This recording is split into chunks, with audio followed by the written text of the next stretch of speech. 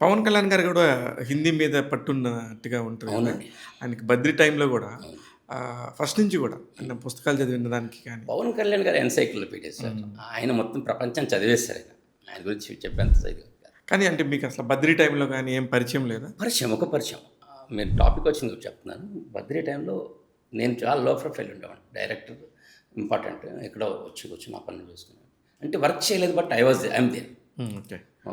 So I used to observe Madhu Ambati గారి camera work అంటే ఇష్టం నాకు. అక్కడే నాకు రమేష్ కృష్ణ వాళ్ళ అసోసియేట్ పరిచయం అయితే ఫిలిం బైర్ని పెట్టుకున్నాను. అవును. రమేష్ కృష్ణ. నాకు అతన్ని అక్కడ పిచ్చేసాను నేను. సో గమనించేవారు ఆయన కూడా ఇలా వెళ్తూ ఇలా గమనించుకునేవాళ్ళు.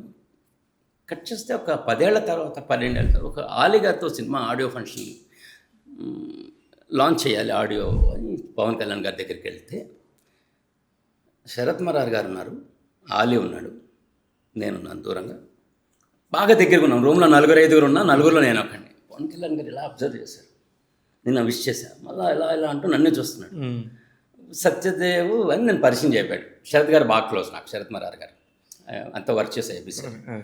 ఐ సీన్ సమ్వేర్ అంటే జగన్ ఫ్రెండ్ అంటే దట్స్ వాట్ బద్రీలో యూ వాజ్ దేర్. బద్రీకి వచ్చేవాళ్ళు కదా, చూసాను చాలాసార్లు చూసాను. గుడ్ అని ఎప్పుడు బద్రీ, ఎప్పుడు 15 ఏళ్ళ తర్వాత కూడా ఆయన రిమంబర్ నుంచి